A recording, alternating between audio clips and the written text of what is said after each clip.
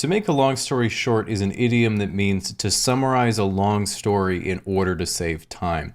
And while the meaning of that one is pretty obvious, there are a lot of common idioms that we use every day that don't make quite as much sense when looked at literally.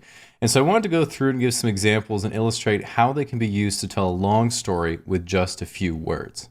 Okay, so let's start with a super easy one to give you the idea. Let's say you go onto YouTube and see a new video on your homepage and you say to yourself, looks pretty mediocre. But you watch it anyway because that's the norm for the website. And after sitting through the whole thing, you say, better than I expected, 5.5 out of 10. You could say, to make a long story short, don't judge a video by its thumbnail. Okay, next let's start with a story that you can sum up by using only one idiom. Let's say a couple of nurses are working in a children's hospital when all of a sudden a mysterious figure appears in doctor's clothing and starts healing all of the kids with just a few words and simple hand gestures. The nurses look at each other and say, "What the hell? Wait, is that Jesus?" And as they say that, the mysterious man in scrubs and beach sandals quickly shuffles out of the room, and the other nurse says, "Yeah, that was definitely Jesus, but I didn't recognize him at first because he wasn't wearing the clothes that he usually wears." To make a long story short, he was blessing in disguise. Okay, so now that we have those basic ones out of the way, let's move on to stories that you'll need at least two idioms to summarize. So one time I was in Amsterdam and I decided to go to the red light district because I was in Amsterdam, and as I was walking by the sex shops and back alleys, I ran into a man in a suit who said, "Hey, you looking to have a good night?" And so we got to talking, and eventually he cut to the chase and said, "Look, you have two choices. Our cheapest prostitutes can be had for a cent, but our finest will run you more than money can afford. In fact, our best escorts cannot be bought, and if you would like to sleep with them, I will have to take not only your arm, but also your leg." And so I stood there thinking, my arm and my leg, what an experience it must be to cost that much. And my mind was made up.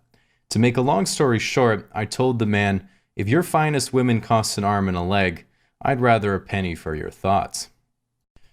Alright, so let's try a couple stories that need 3 or more idioms to summarize. These are a little tricky, so I'm going to do a short one first so you get the idea. So, a train is set to travel across a large wooden bridge, but the base of the bridge is on fire and could collapse at any time. But as soon as you start to rush, suddenly you hear news that the train has actually been decommissioned, sold, and shipped to a different location, and there's no urgency to put out the fire. You could say, to make a long story short, we'll put water under that burning bridge when we come to it. That train has sailed. Okay, so hopefully that gave you the gist. Now, let's say a farm boy was out in the late morning to collect the eggs the chickens had laid the night before, and as there were quite a few eggs to be collected, he had to use both his hands to carry them all. But on this particular occasion, as he was carrying the eggs home from the coop, he heard some strange giggling from the bushes nearby. So he stood on his tippy toes to take a look, and across the hedge he saw 2 attractive girls laughing and eating from a picnic basket, who caught his glances and motioned for him to come join them.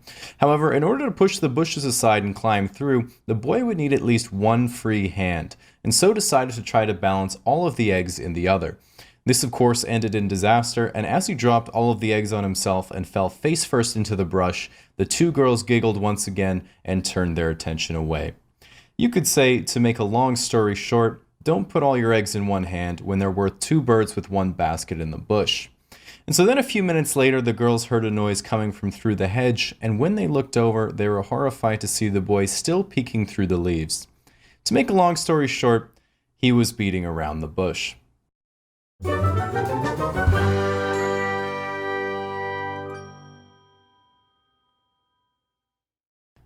This is me coming from the booth, aka my room.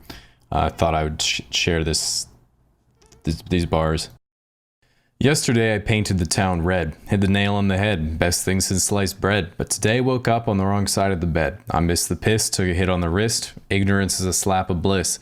They say never bite off more than you can chew, cause you can't hold your dead horses and beat it too.